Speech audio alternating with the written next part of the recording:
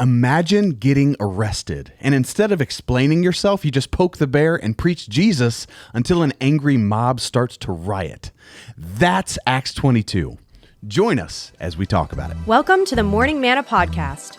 You're invited to the table for real conversations about faith, culture, and the everyday pursuit of loving God, loving each other, and loving the world around us. Hey, welcome back to another episode of the Morning Manna Podcast. We're so glad you're tuning in. I'll be your host, Nick Ertel, and today we've got our lead pastor, Chris Fletcher. This is what I look like in glasses. Awesome. I don't know. All right, we've got Pastor Todd Capen. Hey. And then we've got Pastor James Lewis. What's up? There we go. Good to see you guys. This will be fun. Hey, producer Bryson. That's wait. You just said this will be fun. It will. Kind of almost like are you talking yourself into it, or are you genuinely This is gonna be a in? fun one. Okay, because I can't handle you if you're trying to convince yourself that this is going to be worthwhile. That's what it sounded like. I heard that we're about to play a game. I can't take that kind of energy. I'm excited about this. So, producer Bryson, I did a rumor about that game, and I did not sign off on this. I just got to tell you. What do you got for us? I did not sign off on this. It's too too late. I know. You entrusted Nick with this podcast, and Nick entrusted me with the Icebreaker. There's a lot of weight on trust. Let's take that word out. Just keep going. No. I respect authority, so I'm going to take this very seriously. We're going to do an Icebreaker, which I actually need to issue an apology. Yeah. I gave Samuel Fletcher responsibility over a segment. That's where you went wrong. And first you're taking all the responsibility, and you're just taking it. You know, I give you an inch, you're taking a mile, and now you're tossing Sam under the bus, which I agree he deserves to be under most buses. Correct. But we're sort of lost in between this blame shifting culture you two have got going on. What did he do? He called a reoccurring segment that I was trying to start. He called it the Todd game. Which was incorrect. Yeah. It's actually called Capen's Consequences. Oh. I don't know what TV show you're pitching with Capen's Consequences, but I'm in. I would watch this show. That's what I'm saying. Yes. So here's the nature of how this game works. Capen's Consequences. Is like there's a game. Don't compare it, Todd. Just shut up and let us do our thing, man. This game is on the basis that the other people on the podcast have to finish or complete a challenge, and then Todd reaps whatever consequences of this challenge. So you're talking about I didn't sign off on this. So I didn't. This is a great. This is not how it's pitched to me. This is consequenceless response on my part.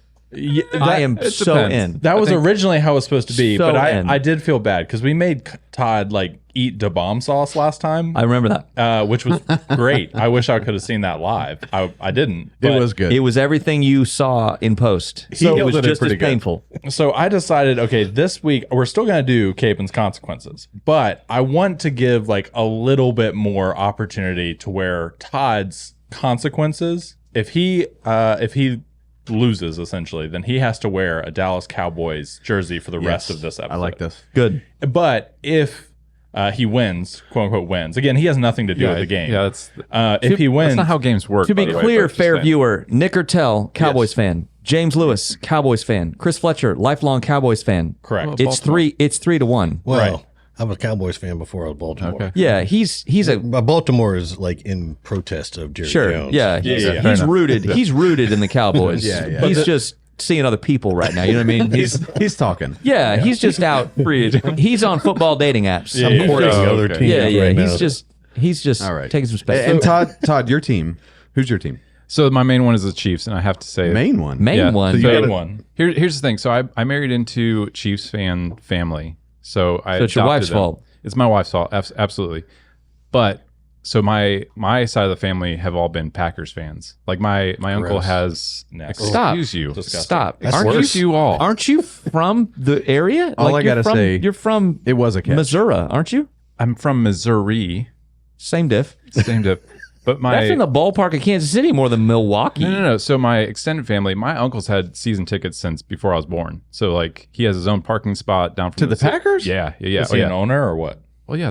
Most of my family are part owners. Okay, So, there you go. which is I mean, one. Well, I want to play yeah. Capen's Consequences quick because I can't take much more of this flexing over here. Okay. Yeah. Well, we're All right. What are we doing? Here's a catch. Here's the It game. was a catch. Yeah, right. It was a catch. Des what I'm caught that saying. ball. That's Yeah. what I'm saying. All right. Here's the game. So, James, Nick, Chris. Okay. You guys have 5 Dallas Cowboy trivia questions that you need to answer. Great. Together. You guys bring your brains together, answer these questions. If you answer all 5 of these questions correctly. This iPad has no access to the internet. No. And I trust all your I've got integrity. in front of me. Yeah. Whatever you say, Pastor.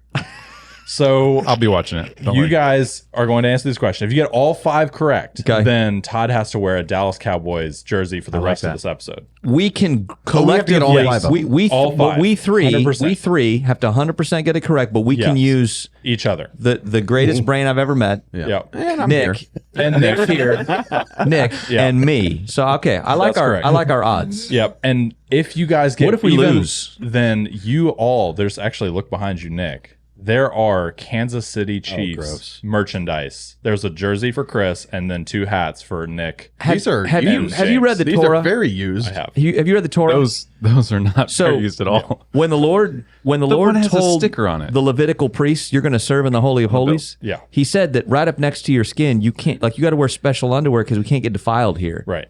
I don't know that I can't put that on. Then answer. I can't defile his temple. Look at me. That means you need to do really well in trivia. Okay. All right. Are you guys with? You guys understand what's going on? Let's do it. All right. Question number 1. What city are the Dallas Cowboys located in? Option A, Dallas. I see where that's going. Choice. Hey, you just Option wanna hand me that B, jersey? Fayetteville. Option C, Jamaica, or D, the planet Saturn. I think we can lock I in. think we can go to A. Dallas. Let's lock in Dallas. Oh, depending on how they're playing. Is correct. Good job. Yeah, The okay, Dallas great job. I think Cowboys. it's technically in Arlington, but it's fine. We'll take Wow. Dallas. The headquarters is in Frisco. True. We gave you more than what you needed. That's true. We You should know get what? an extra Come on. point in case we mess up. That That's was good. Go get the Dallas Cowboys hat too. No, I'm just kidding. Hand me the jersey. All right. Question number 2. Yeah. What is the logo of the Dallas Cowboys? Is it A? Wow. Is it a star? Is it B, a pistol, C, a hat, or D, the planet Saturn? It's a star. It's a star. That is very good. I'm Yeah, very proud of you guys. So All right. far. So we're Even 2 the for retro 2. helmet. Guys, the guy has okay, a star on before his you helmet. throw in the towel, this is Bryson Hopkins. So there's going to be a sting at the end. His last one's gonna be so It's going to obscure. be ridiculous. Who caught the? Go ahead. you know, All right. 3. What year were the Dallas Cowboys founded? Is it A, 1960? Oh, That's okay. it. No, keep going. And 19 is it 1926, 1776, or the planet Saturn? 1960. Now I could hear an argument. I could hear an argument for 1776. We are America's team. Right. But I'm gonna go with Nick. That's good. All right. Number 4. You guys are doing really good. Yeah, I'm very so proud proud of you guys. I'm looking at you, Nick LaCory. How many Super Bowls have the Dallas Cowboys won? Is it 0, This is- 5, this is painful. 20, or the planet Saturn? 5-time world champion Dallas Cowboys. We are 5. I'm a little less proud about that than I used to be. Bonus Yeah, question true. for Todd. How many have the Chiefs won? Bonus question. I have no idea. The planet Saturn. The planet Saturn. the planet Saturn is my final All right. answer. Is that Final- 3 for the Chiefs? I think it's 2. I think it's I don't know. it's more than 2. Is Is it? it 2? Yeah, I 'cause thought they it was won 3. No, they no, won no. back to back, and then they Not they, NFL championships, brother. They Super were before Bowls. the NFL, before the Okay. AFC and the okay. NFC like came Yeah, out. that's technicality. Okay. All right. No, it's not a technicality. Question number 5. And guys, don't screw this up. You're doing Okay. really, really All right. well. What NFL team has the most annoying fan base? Is it A, the Dallas Cowboys, B, wait a the Dallas second. Cowboys, C, the Dallas Cowboys, or is it D, the Dallas Cowboys? Okay, so you want us to win. I get that. At the same time, you're being a troll. Yes. Yes. And actually, I would disagree with you because The Philadelphia Eagles Yes, are by thank you. far The Eagles. everyone My but goodness. Eagles fans. I'm sorry, And again, that's- I'm You know looking who's at real you, annoying, to be Nick fair? LaCory. Bill's Mafia is annoying. Yeah. The Raiders? Guys, Oh, I the Raiders have- are Raider horrible. fans? I have Horrible. Annoying. I I have agree with that. I have a growing place in my heart for the lovable losers, the Buffalo Bills, I do because they too. never win anything. Lovable. And I have some very dear friends who are Bills Mafia who have invited me to sabbatical with the Bills should I need a break from the cow stupids.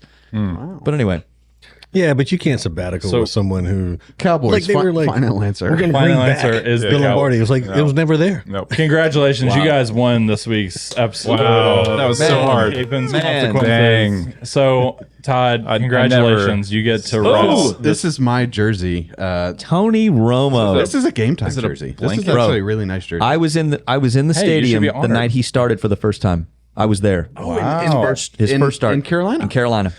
Yep. That's Carolina. why I told you should take the quarter zip off. My dad almost Should I got just me wrap it around beat. my neck? Like, No, you got to wear it's it. ridiculous. My dad almost got me beat up in the first quarter of that game. It's going to look hilarious. And by 'cause the end, Nick gets so much I bigger was than afraid you. my dad was going to start a fight. Wow. Legit. Because they were up 14-0 in the first quarter. Like they You scored can't quick. be afraid at the Carolina Panthers Stadium. What is it? The Bank of America Stadium? It is Bank You of can't America. be afraid there because, I mean, That's cute. I've got a stain on the front. Wow. That's amazing. Wow. Care what? All right. Well, we want to hear from you viewers. Comment You down look good, below. Todd. Hey, Nick, this is my part. Sorry, go ahead. Yeah. Sorry. He looks great. Wow. We want to hear comment down below your favorite teams, unless you're Alyssa LaCory, and we do not want to hear about the Eagles. Yeah. You know what? LaCory's in general. Nick, Alyssa, we don't want to hear it. Yeah. We get it. Yeah, comment Enjoy down your- below. enjoy your moment. We will shout out one of you guys for when we hear your favorite team, But not especially Nick. if it's the Bears. We will not shout out Nick. No, it's not. We're playing you next week. Yeah. You know what? Terrence Fagan, I need to add him to the list too because he's also an Eagles fan. We're just I motoring don't wanna through hear it. people Unless that actually you agree with us, we don't Yeah. want you to. There you comment. go. Yeah. I wish Wow. social We don't media even was more agree. honest. Yeah. You know what I mean? We're Yeah. just like, don't even talk to us. We All don't right. want to hear from Sounds you. like modern politics. So you we know? did have a giveaway last week. We gave away a Nick Cougar shirt, and we want to announce the winner of that was Jake Church. Ooh. So Nice. he commented that he spotted Nick Cougar at the gym this morning. He said, "I wish I was as strong as him. I would definitely rep Nick at the Nick Cougar shirt at the gym or on Sundays at Hope Mills site." Which he's Is there moving. is there not a sound for the Nick Cougar? Oh, There it jeez. is. Okay, Yep. Yeah. It was a sighting in the wild. Yeah. Nick Cougar was sighted. Nick Cougar in the the wild. Okay. Also, let's just stay tuned Wow. for the Manna mailbag. Oh wow, that was so fast. He is That's going to be at the end of the episode. We have a wonderful question we're excited to listen to after the meat and today we're potatoes. going to answer one. Yeah, That's gonna after be the great. meat and potatoes. Good. Take it away. Well, let's Bears. jump into the. Wait a second. No. No, don't let him linger. Come on. All right. We can do it. All right. Let's jump into the meat Let's and potatoes. Let's go. Good job. All right. We're What a in guy. Acts 22. We've been going through this Acts series, and Paul just got arrested. He got arrested, and he's about to go to trial. And so we're jumping into what could be his defense. Before we actually get into Acts 22, though, you titled this message, Chris. You titled "Fix Your Eyes on Jesus." Yeah. And what John actually titled it that. I kept it. There you go. Okay. Well, fair enough. Why do you think it's so important for us to focus on Jesus, especially right now amidst chaos, division? How do we focus on Jesus? How do we focus on Jesus? How do we focus on Jesus? But also, like, why is it so important for us to be reminded of this right now? Two questions. So the first, how you focus on Jesus. That's what I mean when I talk about be where he is. Where is he? He's in his word. Yeah. You find him, more about him. He's not in his word, but you find more about him in his word. He communes with you through prayer. He communes with you through fellowship. It's why we're such nails about, look, attend service on the weekend. Be in the proximity, the presence of God. Be in a small group. However that looks. You go, well, I'm in a group of people that meet at Panera in the morning, but it's not like technically a man. Stop it. Great. Be in connection and community with other believers. And be a part of sharing, being the hands and feet of Jesus, sharing our faith. Yeah. That's how we put Jesus as our focus. We actually live as if our chief identifier, my chief identifier is child of God, signpost for the kingdom. Everything else, while important, everything else while unique, everything else while special, everything else while fill in the blank, all serves to be a part of what my ultimate calling and purpose is, to know him and to make him known. Now, why? Well, shoot, man. Yeah, we got to be reminded of this. Shoot. I think sometimes we think that Jesus, go and be my witnesses. I think that sometimes we think that means that the dominion mandate was for us to accomplish. It is not for us to accomplish. He did that. It is for us to declare the rule and the reign of King Jesus, but not our own rule and our own reign. So that means that what we're doing is we're pushing back the forces of darkness. We're pushing back principalities of darkness. And that's hitting everybody's ears when I'm saying it a different way. You're running that through your context. You're running that through your training. You're running that through your past.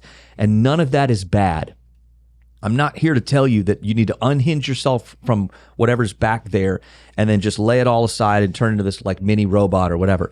I am saying that we must increasingly become aware of the fact that our job is to declare the rule and reign of the King. Come your kingdom, be done your will on earth as it is in heaven, which means it's not going to solve every storm and trial and tribulation. It's not going to make it go away. It's not going to fix. Mm-hmm. And by fix, I mean, people think that it's our job to become the dominant culture. It's not our job to become the dominant culture. It's our job to be the counterculture. We offer an entirely different way. We're not here to dominate your culture. We're here to invite you into another one. Leave that one. Come over here to this one. So it helps puts things into perspective for us. Yeah, it for me, it helps remind me who's on the throne. Yep. My throne is occupied by Jesus, not me, not, I could start naming names and then trolls will start trolling in the comments. The keyboard commandos. The keyboard commandos will start going crazy. And, when I say that, I'm not talking to, anyway, forget it. Keep going. Cool. All right. Well, let's jump into Acts 22. It's interesting because in verse 1, the very first thing it says is that Paul makes his defense. I don't know how much of a defense it is or if he's defending what we would think he's defending. But Todd, what do you think he's actually doing here as he gives his quote unquote, I'm using air quotes, defense? Yeah, no, I love Paul's attitude, especially as we're stepping into these last few chapters moving forward, because I mean he is laser focused. Can I just say I've never you No. look so good right now. I'm hearing every word you're saying, and it strikes me as Your true. eyes, just and the way you're there's power to your bringing out the voice. blue in my eyes? It really But is. there's Yeah. power to your voice. It's like the jersey that you're wearing is giving you extra fuel. I love it. Yeah. Sick burn. Oh man, can I go on? Please. Okay, great. I was complimenting. Yeah, I was no, trying to build you up, bro. I I'm heard- using my words to edify. Absolutely heard the. That's what the Jesus would compliment. do. Yeah. Come on, man. I'm trying really hard to Come on, speak man. through this. Yeah. But it's okay. So Paul is absolutely laser focused. Yeah. And what he's doing, I think, in this Unlike you. Sorry. Oh man. I'm sorry. I'm here. So I'm ultimately, rooted. I'm being too raw. Yeah. Carry on. I don't know. No, man. please don't actually. It's been a day, man. Yeah. So he's setting them up. Ultimately, I see him setting up his audience because he's gonna first start out like he's defending his position and who he is, where he's from, who he's trained under, all these Yeah, things. So yeah. he's showing them this is a format of It's a debate. good defense if he's It making is. a defense. A real good one. way And he he's starts following a certain format Right. of apologetics in that time. So he's following his format to set them up, ultimately to turn them back to the gospel, to turn his audience back to Jesus. This is why he's doing it. It's because his encounter with Jesus. He's also on trial. So Yeah. when the accused speaks, it's called the defense. Right. So for Paul to say, let me make my defense. Yep. It is a defense. But you kind of get the impression he's not, you would think he's defending his own life because Yeah. that's what he's supposed to be doing. Right. He doesn't really That's the defend catch. his own life That's the so catch much. at No, the end. no, He defends yeah. the gospel, not Yeah, Paul. exactly. There we go. Yeah. Boom. Yeah, he ends up giving his testimony. It's like, hey, here's how I came to know Jesus. I was on the road to Damascus, and he goes through the whole thing. Yeah. Well, it's almost like he's setting them up in a way that's they're all the things he's saying. The people that are listening, they're all going, yes, like I'm with you. I'm in that same boat. I'm in that same crowd. I've done the same things. I've trained the same way. And then he's just about to drop them off and say, nope, that's not why I'm here. He's drawn a lot of circles. He's There you drawn a go. lot of Yep. circles around people. He's drawn a lot of, hey, we're all in the same boat together. And then he offers them a way to join the kingdom. Yeah. And what makes him a martyr, and this is really important, what makes him a martyr for the gospel is that eventually he's going to die, not because he's trying to get Paul off the hook or push Paul's agenda. It's because of what he's doing for the sake of the gospel. He's going to die for the name of Jesus. Yep. Because what he's on trial for is really good. the gospel. And this is one of those little idiosyncrasies that I throw in about, like, look, when I invite people, hey, step out of don't abandon whatever country you're from or people you don't abandon. That's one of the special, unique characteristics and traits that God gave you. Mm-hmm. But in putting on this kingdom mindset, we recognize that we are a part of a kingdom that is above all other kingdoms. Yeah. And so declaring the rule and the reign of King Jesus, and even thinking about how can I use every inroad I've got right here not to get my agenda, not to push my point, not to do my thing, but to make the name of Jesus famous. Anyway. Yep. End rabbit trail. It sounds like semantics. It's so powerful because it's really not. It sounds simple, but it's much more profound and complex than I think people give it credit for. Yeah, for sure. I think it's interesting because the way he starts out with his defense, he actually starts out by connecting with them first. Yeah. He starts speaking in Hebrew. He starts talking about his Jewish upbringing. He even talks about being, he learned under Gamaliel. I think I'm saying his name right. Gamaliel, however. All right. Anyway, but that's significant. And they know him as, and anyway, that's credibility to him. But then he gets into his testimony. So James, why do you think it's so important that he starts out that way? And what does that speak to us about how we can share our testimonies? I think it's two things. One is it's disarming, right? So you establish a disarming. It's like, wait a minute. It's humanizing. He's one of us. Yeah. Yes. He's just like us. He's there. I also think it's establishing the common ground. There's a song and it comes to my head. Hey, too, I was once like you. And anyway, there's a song, but he's saying, hey, we are the same. Yeah. Like, I know I'm getting ready to do a defense, but we're the same. And let me show you why. And I think so often we, and I'm going to say we as in Christians, when we get ready to talk to someone who may be still living in sin, has not accepted Christ, we forget that we too were once like them. Right. And so for us, if we were to, let's establish the common ground first, and then say this is where from Jesus I can diverge to here, as opposed to, oh, we're so different, and you're pushing people away instead of bringing them in. Yeah. And that's what Paul does. He brings them in, and not only does he bring them in, here's where I think that it's even uber and more important that we establish that common ground. And if we don't have common ground, then go find it. Is because his common ground were not like, oh yeah, I went to college too. Yeah. And I was like, no. I was under Gamaliel. Like I'm like the high end of the high.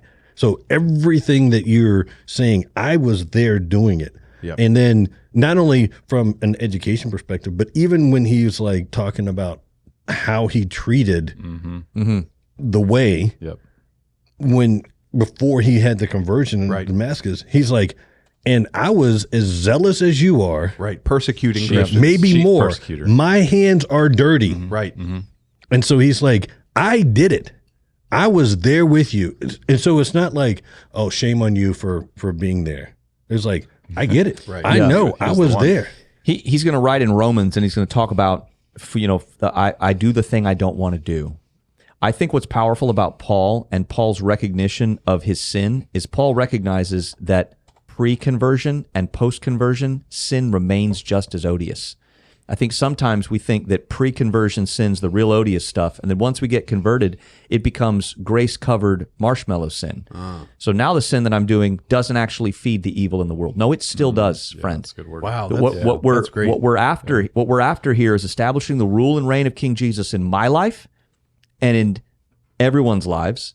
But I achieve that not by going, establish the rule of Jesus in your life, or I start by establishing the rule of Jesus in my life and then modeling for people a different way, recognizing that my sin remains a part of the problem.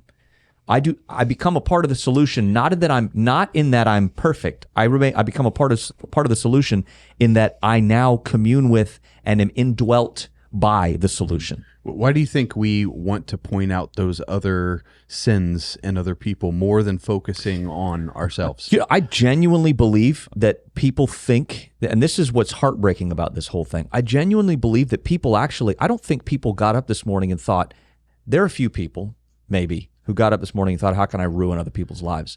But I don't think a majority of Christians, if any Christian at all, gets up going, how can I make somebody's life more difficult, and how can I make somebody feel awful today?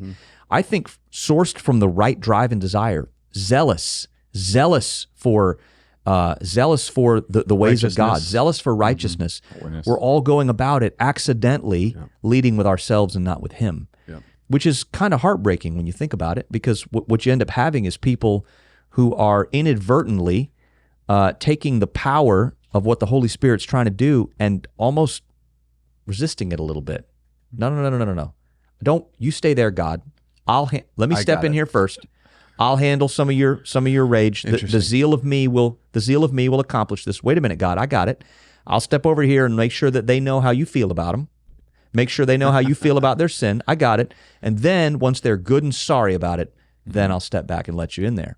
And I think that's unfortunate. It's like flying, right?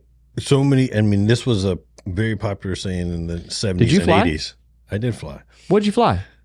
Helicopters. Well, I actually flew planes too, but that's... You were a pilot. James no flies big all deal. the stuff. Yeah, no big deal. I did. Yeah. I actually flew helicopter.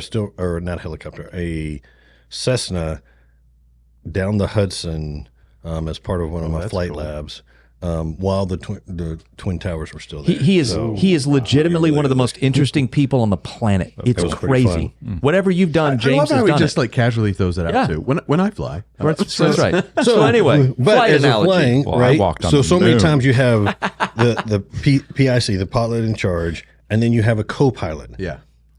The biggest thing was Jesus is my co-pilot. Jesus is my co-pilot, which means the responsibility lies on the PIC. So I am the PIC. I'm flying this plane. I'm doing these things, and Jesus is with me just in case I mess up. It's like, hey, Jesus, come in and go through. I said, I don't know what y'all talking about. Jesus is my pilot, and I'm in the back. Hallelujah. I'm not even on a control. Come on, I'm man. just I'm sitting, the flight waiting, and attendant. then I'm the flight And so attendant. Can it's- I get you a drink and some more peanuts? I'm I just think happy to that's be the here. nuance thing that people miss. That's right. Is that Jesus is in charge. Jesus is in control. And sometimes, as the pilot, he may say, hey, here, I want you to go do this. You take control. What an I honor. want you to fly. I'm right here, but it's on me. Right. Right. Something happens on this aircraft, it's on me. That's right. And he's got it. So you're like, all right, Great well, way to look at it. here we go. So it's semantics, but I think it's really, really key is that you can't just say, hey, I brought Jesus along, and then whatever it is in my fleshy self that I want to portray or do, it's like, but see, I got Jesus. When you say, I'm following Jesus, and whatever I want to do, it's got to be with what Jesus is. Right. It's like, Jesus is the one that says, don't eat in the car. It's not your car. You're gonna get crumbs in It's it. like, Jesus, come on and Listen, sit in. guys, By the way, preach. we don't eat in here. You know what I'm saying? Like, Hallelujah. Right. Jesus says, hey, yo, eat up. You're like, he said, no, let's break some bread. You know what I'm saying? Like, Yeah. he's the one that makes the rules. That's awesome. I don't know how your brain goes there, but that's awesome. I love that. I asked James, look, if for whatever reason you pass before I do, I'm going to take your brain. I'm going to put it in a jar. I'm going to shake it up and ask it questions. That's what I'm going to do. That's awesome. First dibs. So we got Paul, and he's telling his testimony. He's connecting with them, but then he ends by saying, "And the Lord sent me to the Gentiles," and these people lose their minds. They start to riot. They just lose it. Todd, why do you think this particular point just started such a ruckus? Well, so he's already on trial for bringing somebody that shouldn't be in the temple. I mean, this is all accusations. This It's goes not back to true. last It goes chapter. back Wait, to he's previous. on trial because somebody watched the 20-second snippet and Yeah. went, "Oh, I know everything I need to know Yeah. now." All they did was see him in the city with the guy and go, "He brought him in the temple. Let's Yeah. cancel him. Let's cancel him." Yeah. So So he's there because of that, and that's already bad enough. But then he proclaims that he's going to go to the Gentiles, who is outside the chosen people, and proclaim the gospel to them to bring them into the family, and that's what just sends them over the top into hysteria, into this act of riots. They just can't contain themselves. So that's where they're at that point. Yeah, so they lose their minds. All right, this is kind of a tough question, but let's bring that back to like right now, our modern day context. Do you think that there is some resistance? Do you think that forming there's his some, question very carefully. Just, Hang on, let me adopt the proper pose. yeah. Yes. Oh yeah. I'm ready. There we go. Do you think there's resistance when certain people that we disagree with, and that may change per person, but Now, when you they- say we and they, you're talking about proverbially, proverbially, right? yeah. So you're not like, talking about us your around the we, table. There you your go. we, All right. or your they may look different than my they Correct. and the next person's. Yeah. Yep. But when the gospel reaches those people, whoever those people are, do you feel like that resistance still exists today? Absolutely. Yeah, for sure. Yeah. Okay, and why? 100%. The Gentiles is a catch-all term for whoever's not a part of whoever they is, but it's they forever, right? Like it's the Amalekites, it's the Hittites, it's the Assyrians, it's the Babylonians, it's the Greeks. I could keep going. Yeah. This is a catch-all for everything that hates you, that you hate, and if you're a Jew, that will make you unclean. Yep. This is a catch-all for all those things. So, man, we see this throughout. Look, remember Jonah? What made Jonah mad? What made Jonah mad is that God was willing to forgive his enemies. Yes, his enemies. His enemies. We make that a fairy tale storybook thing about God's deliverance of his people, and I see that as God demonstrating to us, hey, I'm about my house will be a house of prayer for all nations. Yeah. That's what I see in there. So, dude, I don't think humanity's changed much. What happens when we bump into something we don't like or we don't hear, whether it's a riot in the streets or whether it's a riot on the socials? We go into full-on riot mode. Yeah. These people are tossing dust in the air, like they're trying to add elemental making it confusion. anyway. They're making it a whole ruckus. It's a brouhaha, as they would say. I think humanity's changed very little. Yeah. Well, I mean, Todd, you still serve in the military, and you Kind of. He plays military. Hey, I'm just kidding. I'm gonna gonna honor true. him. Yeah. okay, but 2 days a sorry. month. There's a literal enemy. I don't mean a figurative Thank you for your enemy. service. There's a literal You are enemy. welcome. So, what does it look like to pray for your enemy and hope that the gospel actually reaches them? I mean, is that something that you practice? What does that look like for you as a soldier? Gosh, how do I get into this without crossing boundaries? So, I mean, as a chaplain, actually, I have to minister to people, love on people that aren't of my faith background. That's what I'm called to do as a chaplain, which is fantastic, because if you don't do that, you're almost doing the same thing that the people in the story are doing, cutting people off. You don't think they're worthy. You don't think they're worth your time. Yeah. Because they believe something different, they do something different. So it's absolutely a challenge, and it's all in the flesh. I mean, you think, well, I have an enemy. There's this group of people that won't believe the same thing I believe. They won't do the same thing I believe, and I just forget them. Like, they're not worth my time. But God is saying, absolutely, they're worth your time, especially if they hurt you. So go after them, spread the gospel. Is there ever a time where we think of another group of people, whether it's a literal enemy or another group that we just disagree with, and I'm not going to say that. Is there ever a time that it's appropriate to not pray for them or hope that the gospel doesn't reach them? Oh, better be careful with that. Look, But It's a genuine question. Yeah. I feel like it's no, Yeah. you always must pray for whatever you deem as the other side. So Matter clean of fact, cut. I would Yeah, encourage absolutely. clean cluck. Full stop. Full stop. I would say let me release a little tension here, okay? Because I can't reach everybody, but we can reach everybody. okay. I can't, we can. The thing is, though, we can't reach the ones that live in the front row of my life, to which I am connected. It's why diversity, unity, and diversity is so important, because we really do have an obligation to family and to friends. And the better that we get at understanding who we're talking to, understanding their pain, understanding their past, understanding why they would respond the way they would respond,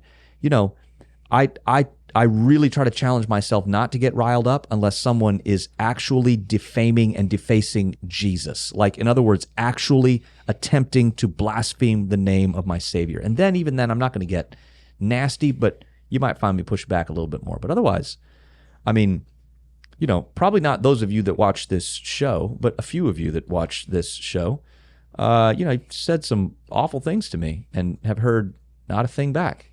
Yeah. Because I'm not trying to convince everybody to think the way that I'm thinking right now. So that's an interesting question, though. Or see everything from my perspective. I say it that way. So how far do you go then? Like, is it just you have an enemy, you have a group of people that you don't think the same way? Do you just do one prayer and then, hey, hey God, I prayed for him once. Check the box. Check the box. That I'll move on. That scales. Like, that scales. What do you mean by that? What I mean by that is you should be surrendered and submitted to the Holy Spirit when we walk out that front door in the morning. And then you need to, that's what he's saying in Matthew 7. Don't worry about 6. Don't worry about tomorrow. Tomorrow's got enough trouble of itself. Each day has enough worry of its own. Doesn't mean don't future plan. It means don't try to go beyond the next 2, 3, 4, 5 layers of weight and pressure of what might happen. Deal with what he's got you in today. Be faithful with who he's bringing to you right now. Be faithful with who's in front of you. Be where your feet are. Yep. Think about the ramifications of tomorrow. I'm not going to be dismissive to somebody where my feet are that's going to cause me a problem tomorrow, but at the same time, I can't go to tomorrow and borrow its trouble. So be where my feet are. Apply truth to people's pain. Recognize that's what's happening. Hurt people hurt people. People are reacting to hurt people out of pain they've experienced. Well, man, I can find some empathy for that.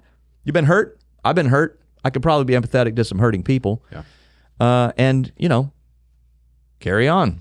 I think the other thing too is that as we look at who we're calling enemies, we need to be careful because sometimes they're on the same team. Yeah, that's a good word. So Really good you point. can have fights. Like look at football mini camps. Look at football brothers, preseason. bro. Look at brothers. Brothers fighting, but nobody else is fought going to with your fight. brothers? You know what I'm saying? That's right. And That's so right. you can fight, you can argue, you can have disagreements, but that doesn't make someone automatic your enemy. You don't say the offense, man, I hate them if you're a defensive player. You don't do that. I think we need to look at opposition doesn't make it enemy. Yep. Like Disagreement doesn't make you an enemy. doesn't make it enemy. That's right. So you when you're it takes a lot of vitriol out to say, man, I'm going to beat my brother up because he's pissed me off, right? Like you can that comes I get down, that. but he's still I get your that. brother. Yep. And it's like, I'm going to beat my brother up. Yep. But doggone it, I don't know what Nobody y'all else say can. this on the bus, but you got to go through me That's to get right. through him. You know what I'm saying? yeah. That's right. Yes. And so I think we as a people forget who truly are our enemies, Yeah. and what we mistake are people who have no business being our enemies. They're on our team, or it's people we want on our team and we push them away from Sure. our team.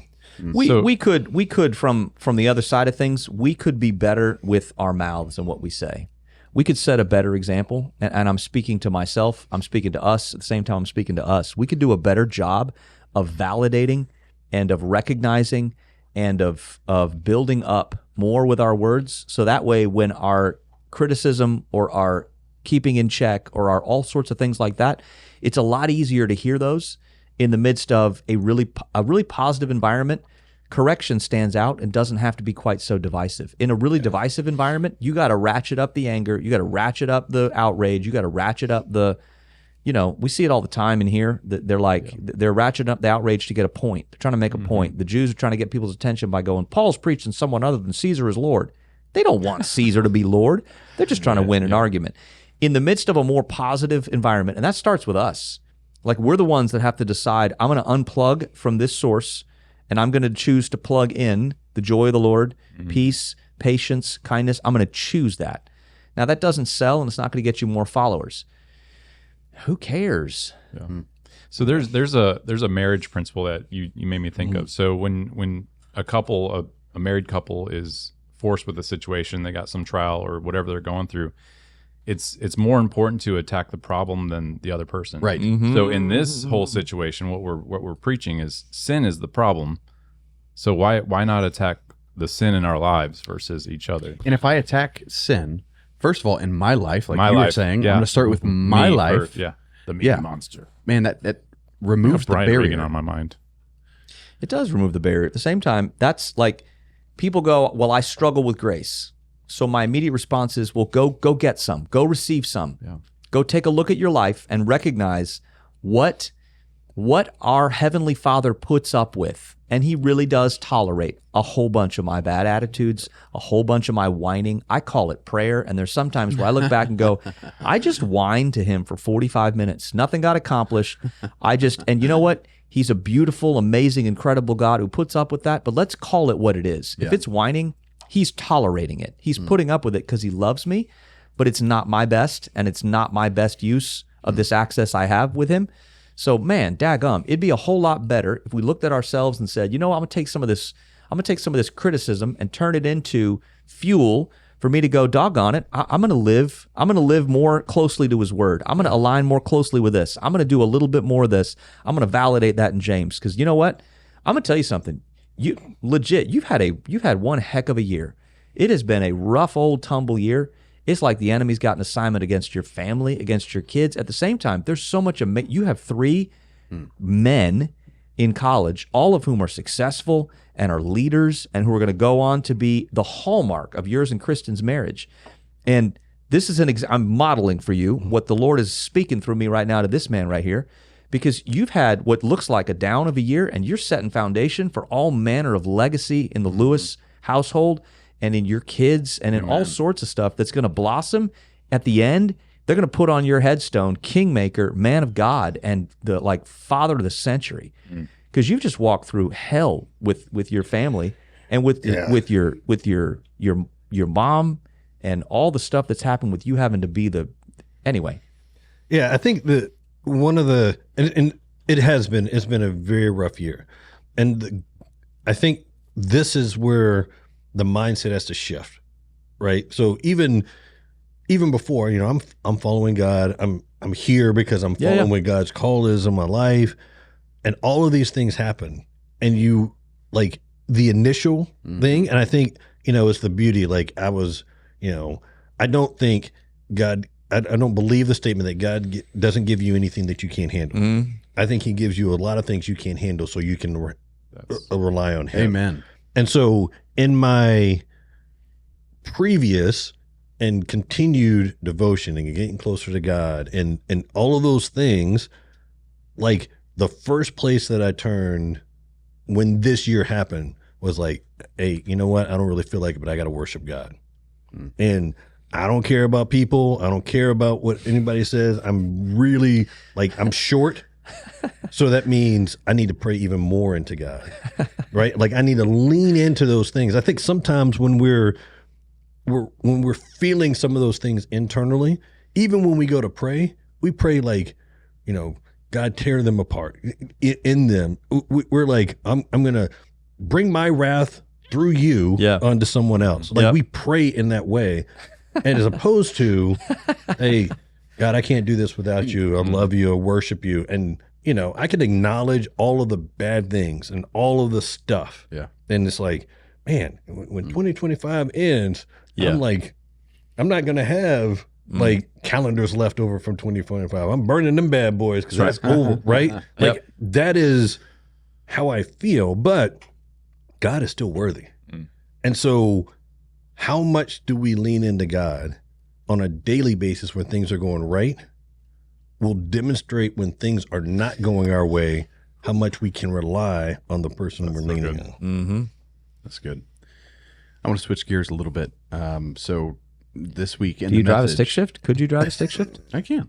You said I'm going to switch gears. Really? You can? Yes. All right. Yeah, right is after that this, surprising? we should film an episode in an old stick shift vehicle and have you actually facilitated the episode while you drive around town. Okay. If we get in a stick shift, we need to get something that has a little pep because Would you have in mind? Put that on the list, Producer Bryson. There we go. Let's film. On location. Let's film an episode on the road. There we go. It's fake typing. Typing with those big bare hands. All right, never mind. something with 4 on the floor. That kind of There you go. wow. There you go. Wow. Okay. Okay.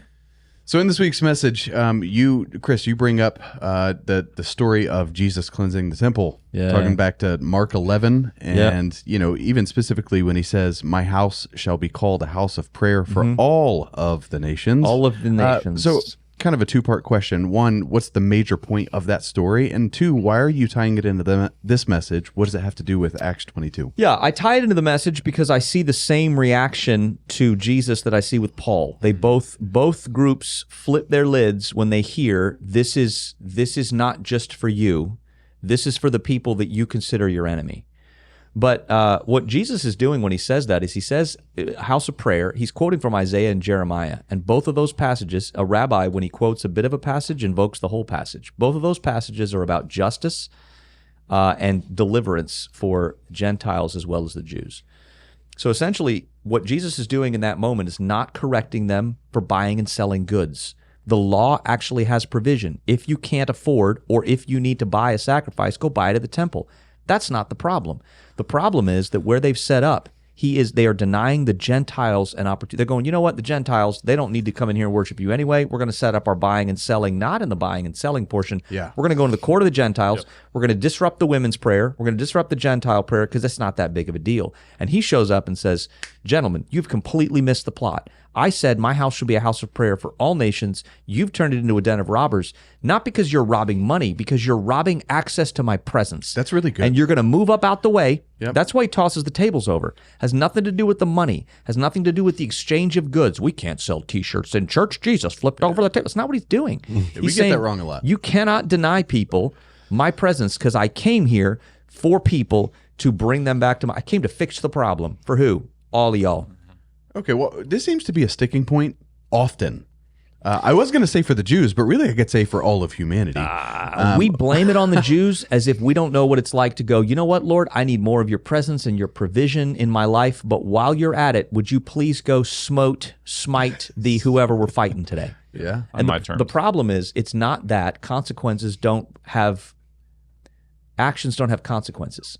Actions have consequences. So there are people, and this is a tripping point for some. Grace doesn't mean removing consequence.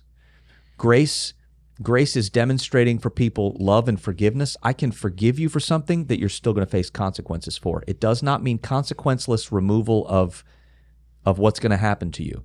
It does mean it changes entirely the way that I am or am not the Lord's instrument to bring out consequences. Yeah. So we talked about that story. We also talked about Isaiah chapters 8 and 9. James, you're also preaching this message this weekend. And that's specifically the part where it encourages us not to fear what everyone else fears, but to fix our eyes on Jesus. Oh, no. Say it clear. Say it clear for the people at home. Yeah. He says, don't call conspiracy what everyone else calls conspiracy. It is interesting language. Don't fall prey to conspiracy theories. That's in your Bible. All right. Yeah. So that's a great point. How does that timeless truth fit into our reality in such a timely way?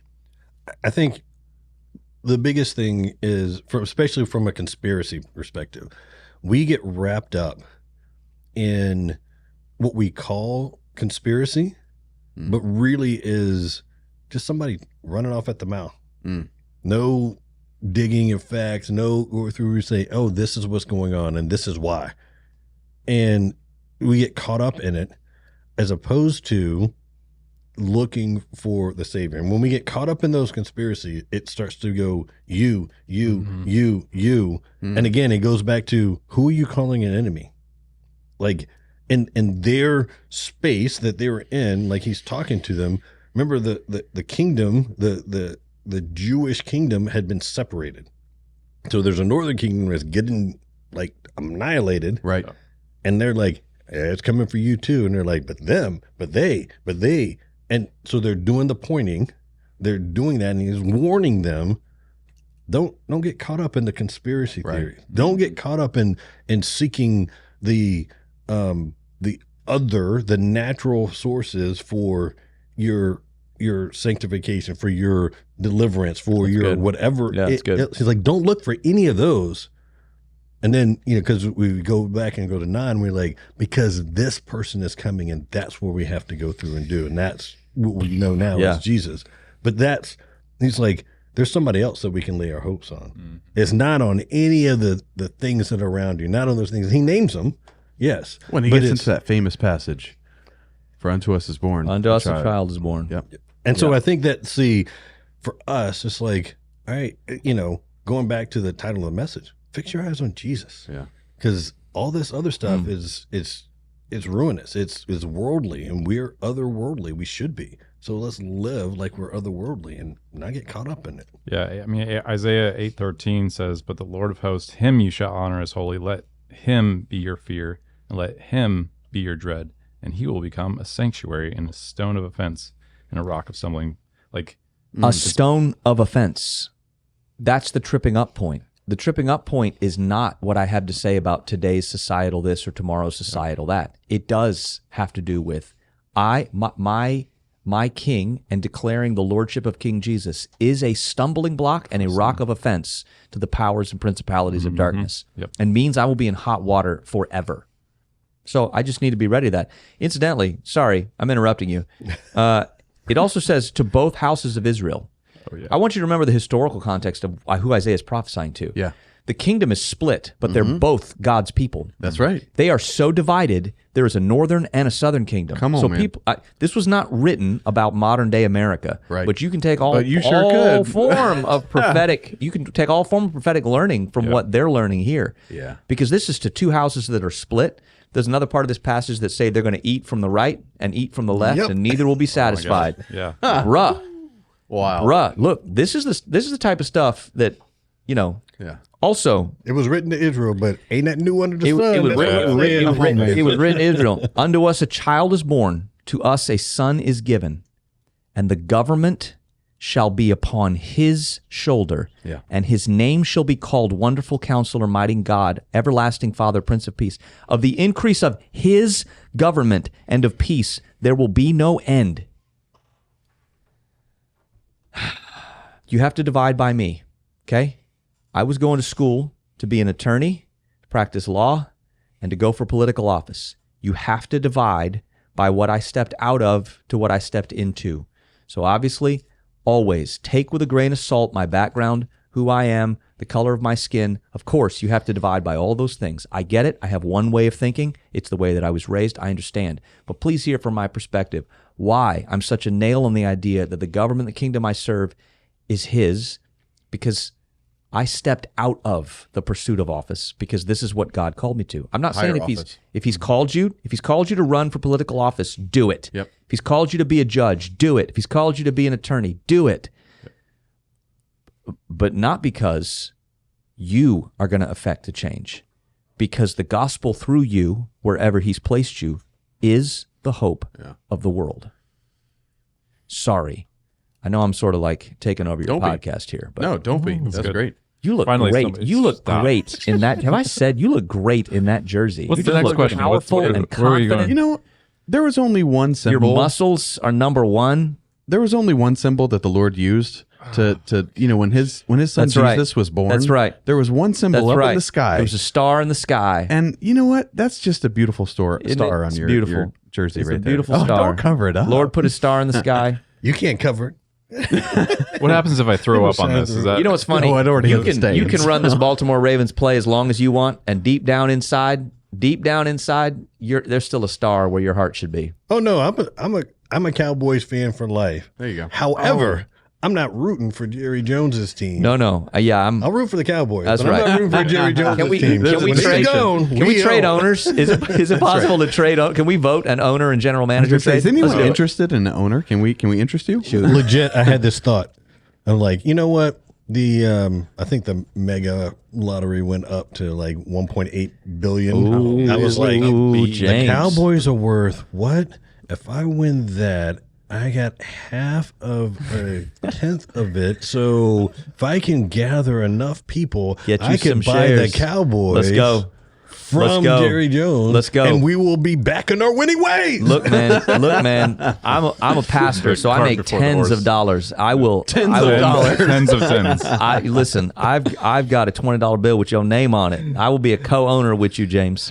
I'm like, I got to go to Texas. I got to go to close to Dallas in October. And I'm like, you know what? I need Jerry Jones to do something to me while I'm there. Oh, and so I right. can sue him. And it's like, you know my what? gosh, stop. No money. I just need Stop. controlling shares of the That's right. Cowboys. Oh, my That's right. goodness. That's the way to do it. That's good. Wow. I love it. I do have to say, so Heather, during her rebellious years when she was a kid, Heather's his wife, by the way. yeah, sorry. Okay.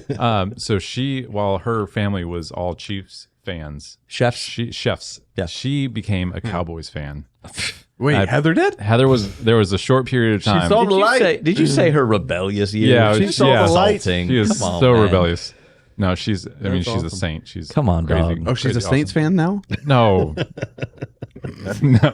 I don't think people from New Orleans are Saints fans right now. It is a tough it is. time to be Alvin Kamara. You know what I mean? Yeah, for real. That poor Bringing talented back football player. They're bringing back the paper bags. Oh, shoot. yeah, yeah. You know, That's a I strong thought move. about starting out the season though. Hey, my goodness. I think you should walk around with a paper bag on your face more often than you do. Yeah, I think that would. That's the nicest thing you've ever said. Yeah, I think and you got a face for radio. You know what I mean? That's awesome. Yeah. Well, speaking of those things, I want to talk about social media.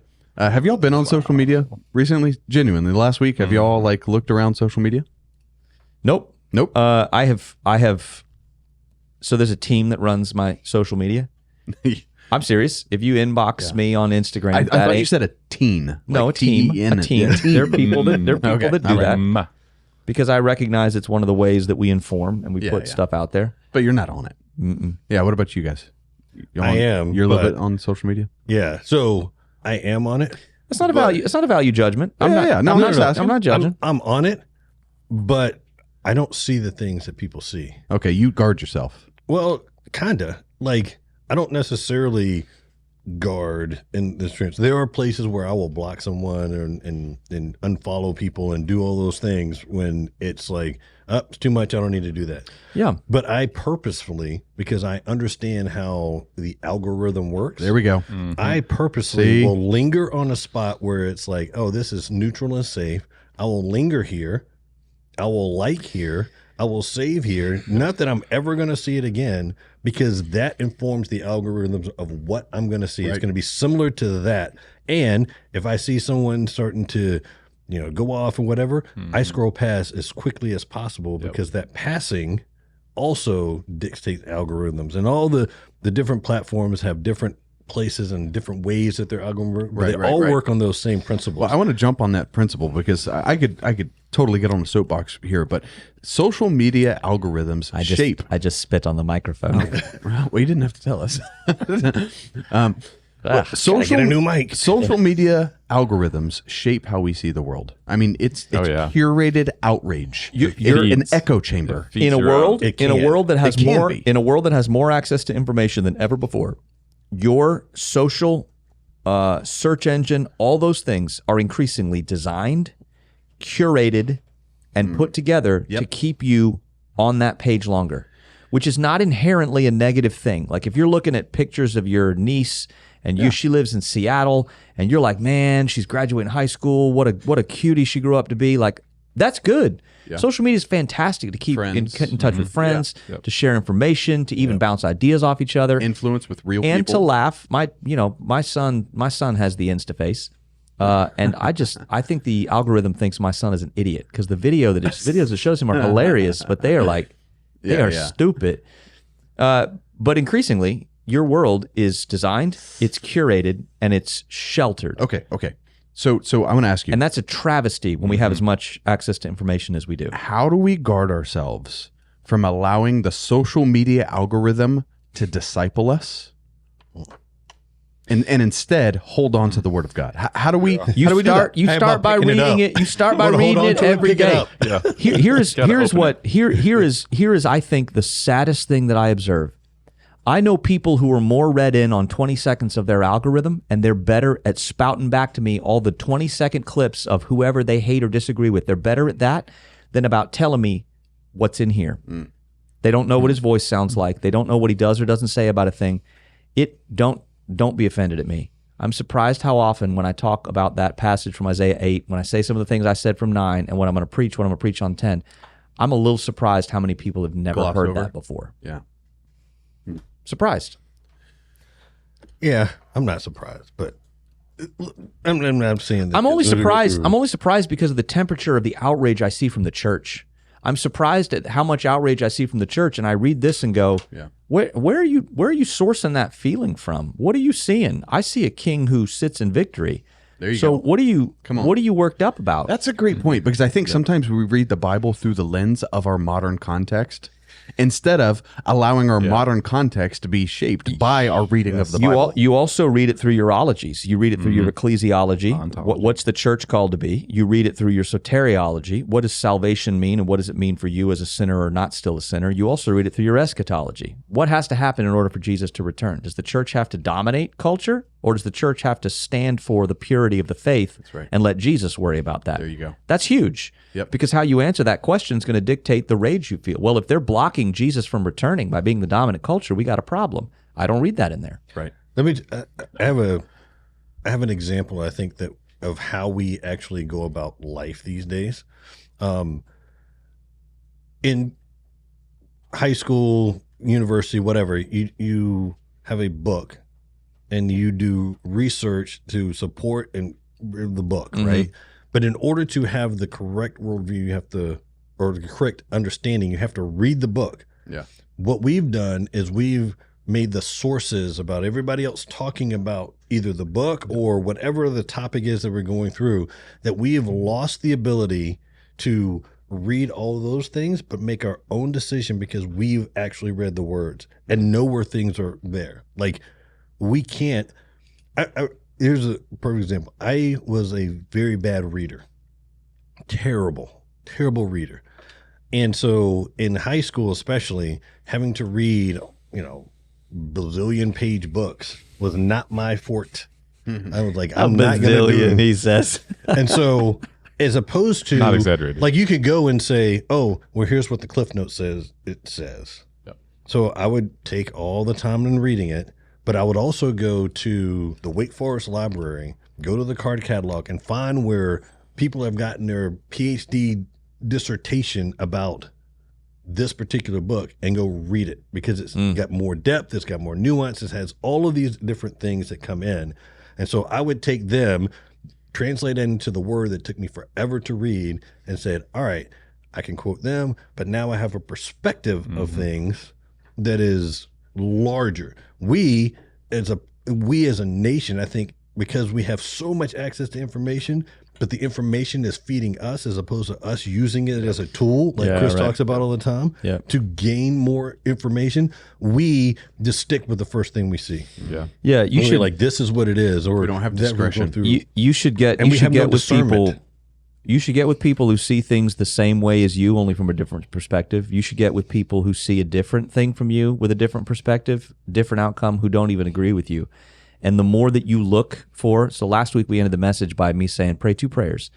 God, what's your perspective? Help me see what's happening from your perspective, and help me see people the way you see people. That's right. You would be stunned at how much pain, how much please just see me and validate where you'd be amazed how far you would get by looking at somebody and going, I had never stopped to think about that from that perspective until you said it right there. Tell me more. You'd be amazed at how that disarms seemingly very fraught and tension-filled conversations, because you're like, look, people get upset because you get accused, you get lumped in with other people and accused of, well, you did this to me. I didn't do it. And he said, stop. If it's not true, then they can say it and there's nothing to stick. It won't end up sticking. You can call me all sorts of things. If it sticks, great. Yeah, all right, I'll repent for it. If it doesn't, I don't have to justify that. I don't remember you dying on the cross for me. So I don't have to, whatever. You can say that. Yeah. All right. I want to wrap this up. Yes, me too. So, okay, we've got Paul. He's on trial. He shared What are you his laughing at, testimony. We're trying to wrap this up. Don't talk okay. to Bryson. You're not here, Bryson. All right. So We're going to get to the Manna mailbag. Oh my gosh. Anything else? Okay. You're looking good today, Nick. Thank you. I appreciate it. Paul is on trial. He shared his testimony. And then the people write, once he says he was sent to the Gentiles, how does it end, Todd? How does this chapter end? How does it end? And, like, was he successful? Do you think he was successful with his defense? I don't know. Like, how did it end? So I think he was successful in his plan. Whether that was a defense, we call it an offense. I think he was very successful with what he wanted to accomplish. So what ended up happening is there were people that were guarding him. There were people that were needing more information. So he was taken into the barracks and he was going to be interrogated. Yep. So that looked like a really brutal flogging. He about right? to get whooped. He's about to. He's already been in chains, The right? CIA top secret dark interrogation. Yeah. So this whole He this about to whole get ending thing waterboarded. is actually kind of funny to me. I said it earlier. There, Brian Regan. I'm bringing him in for just a minute. So he has this part where he's like the one upper of the party, The comedian. where he's like, Brian Regan. So he goes, "Well, I walked on the moon." That's right. You, Like, me. You me. So Paul gets in this match with this guard, and he's like, "Well, I bought my Roman citizenship." And Paul goes, "Oh yeah, that's cute. Well, I was born as one. I was born as one. Baby, Yeah, I right. was So- born this way. So they just go, "Oh no, like we done messed up. So we got to fix this Shoot. right quick." You done messed So, up, Ron? Yeah, Paul goes. He basically he played his cards, and he goes, "Okay, let's go." Yeah. Okay. So he was successful in the sense that, not in probably our sense of the word success, because we're expecting him to defend his own life, Yeah. but he was successful in the way that he set out to defend the gospel. And now he gets to take the next steps that he was called to do. Yeah. Which leads into the next chapter. We'll get into next week. Chris, want to so bad. Quickly, Chris, wow. Quickly, what's the biggest thing that you hope people take away from this message? In the midst of all the things that are happening, I want to encourage you, however, whatever, look, if you're a part of Manna Church, come worship with us.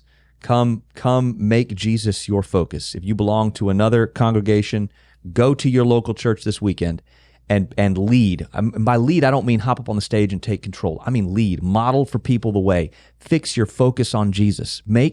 Look, it reminds me of the hymn, "Turn your eyes upon Jesus, look full in his wonderful face, and the things of earth will go strangely dim." Doesn't say they'll go away. Doesn't say the things of earth will be solved. Doesn't say butterflies and unicorns. It says they will dim. Whenever you focus on something, whatever's outside of that becomes peripheral vision. Right. Focus your eyes on Jesus. Everything else is still there. You can see it, but it's peripheral vision, because at the end of the day, whatever he's got, wherever he's got you, is about being squarely in the center of his will, loving the people that you're on the journey with, and arriving at the conclusion, the destination, which is eternity in his presence forever. Yeah. I want every one of you from this message to hear this. Fix your gaze, your eyes, your attention, your heart upon Jesus. Focus on that. Make that your primary driving thing that gets you up in the morning. And then watch how things in life orient around that. Awesome. I love it. Well, we're going to wrap this up. In fact, I know that we have another Manna mailbag question. So, Producer Bryson, give it to us. Is he still here? Oh, there he is. Yeah, who'd have thunk? Woke up from his nap. Oh my gosh, I'll tell you what. I just can't stop staring at the collar of that jersey, thinking about Nick's giant head getting through the collar. I've been looking the whole time, just thinking like that poor collar. I choose not to be offended. You know what? You know what? I adore you, Nick, for putting up with all of our garbage. And at the same time, you know who is the greatest sport I've ever met in my life? Stephanie Ertel. My wife. As a grown adult marrying a little boy like you, Wow. she has an amazing ability to put up with all of our abuse of you. She is amazing. And she's just great. She's incredible. Way better than me. Well, you have a doesn't Manna take much, mailbag question for you guys today. This is from Tie-Dye. You guys may remember this this viewer. They mentioned that Chris looks like Bert, which I think is hilarious. Yeah. You guys remember that There was a person? previous episode where we were talking about names. And, Oh, and yeah, this yeah, was yeah. the viewer who was Okay. like, I actually don't look know like, any of you I guys. look like a Bert. I got Yeah, it. All right. yeah, yeah. I immediately went to Bert and Ernie. I was yeah. like, well, I look like a Bert. Maybe That's now. where my mind maybe went so. too. I was thinking. Anyway, this is a really good question. My khakis, I guess. They said, I don't know if you guys take questions. We do. But I'm very curious if you could provide some pastor wisdom on me next episode. Yeah, don't talk, Todd. Let him get through the question. My goodness. I'm currently trying to build my relationship with God, but something I seem to struggle with is placing him before everyone else, like family. How did you all overcome this and make sure he's above everything / everyone, even though those closest to you? Well, congrats on rebuilding your relationship with the Lord. Yeah, Like, that's awesome. That's awesome. That's great to hear. That's fantastic. Well done. Good call. For me, it's an order of priority. So my first is first. I get up. First thing I do is time connecting and devoted to him. One of the ways that I worship and honor him, though, is I recognize the placement of people in my life. So my friends are valuable, but my family is more valuable, and my family is first. So I place him first, at which point I always take care of the needs of my family second. Third would be my friends, local church. I orient around those, and then last is mine. Doesn't mean I don't get to my needs. Doesn't mean that I don't have a list of needs or wants or all sorts of things. But I try to make sure that something happens from that space first. I would say it's an order of importance. Yeah. Go to bed earlier. Get up earlier. I was thinking, like, I love we were just talking about my wife, Stephanie. I love my wife so much, but something that we'll often say to each other is, I hope you love the Lord more than you love me. Yeah. So, I mean, I want my wife to love God more than she loves me. And I should love God more than I love my wife. Why? Because it's going to bring us together with him at the center. That's right. So it's not a matter of I don't love her. It's a matter of putting him first. Ban is lifted. You may speak. Thank you. I appreciate it. So what I heard you do is you start your day with your relationship with God. First person I greet. I wake up, and the first thing I do is not grab my phone. First thing I do is acknowledge his presence and some form of prayer. I love you. You're great. You're God. Holy Spirit, come and fill me. Thank you for waking me up. Something, some little thing that reminds me you're not in charge.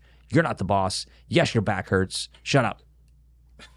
So you step out of that and you step into everything in your life with that perspective. You lead your family. You love your family. I wish I did, but it helps on the days when it goes right.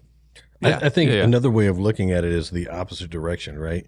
If I'm going to do anything for my family or for my job or for anything else, the only way I can be my best is if I'm in Christ. Mm-hmm. Yeah. And so that acknowledgement means, like, I don't want to be the worst dad, but in order for me to be the best dad, I got to be the closest to God and have that with me. So in order to do that, I do think you need to put that's a priority. Yeah. But when you're like, man, I'm really not doing too well as being a husband right now, or I'm really not doing too well at being a son right now, then because I have that mentality, it's like, well, let me get closer to God, because if I get closer to God, I will automatically be a better whatever, friend, family member, whatever. And so the priority is Jesus, but even in the midst of life, whether or not you pray the first thing in the morning, life be lifing. It does. And so life be lifing. Well, so it's a bumper sticker. In that space, it's like, well, how am I going to be my best? And we said, fix your eyes on Jesus, but how am I going to be my best? I've got to go to the only one that is the Savior, the only one that can, relieve the sins of the world, the only one who died on the cross for me, and I got to go to him. Yeah. And so when you do that, I think you realize, all these other things are maybe not easier, but it's easier to be good in those places. Let's be practical. When you're young and you have young kids, everybody acts like, it's not possible with these young kids. James can tell you it does not get much easier when they get older. It gets worse. When you got multiple adults in the house, all of a sudden it's not kids kidding. Kids being kids is one thing. Adults adulting and multiple adults adulting, and then their adult friends coming and adulting. Teening. It gets challenging. Yeah. So youthin'. Well, so there's a rhythm and a flow, right? Life be life. There's a rhythm and a flow, and you adjust in season. In the season when your kids are little, you adjust in season. In the season where, look, Saturdays now, adults, they're older, so they all sleep a little bit later. So I get a little bit more of a space on Saturday morning. At the same time, if I sleep a little bit and we all get up at the same time, I'll have breakfast with the family. I'll have whatever, and then I'll have my devoted time. It's not that I haven't prayed first thing. I always start first day with prayer, even if it's just a couple of minutes. I always start going, not my will, your will be done. Surrender my will. But then after that, you fit in relationship when it happens. Yeah. When your kids are going to be out on Friday night and your littles are going to be around the house, sometimes I got to take my wife out. We got to go out Friday afternoon for lunch. And it doesn't make it weird. We don't have date night principle. Tonight. It is the same principle. Just played out different ways. But I think it's a great question. Pursue.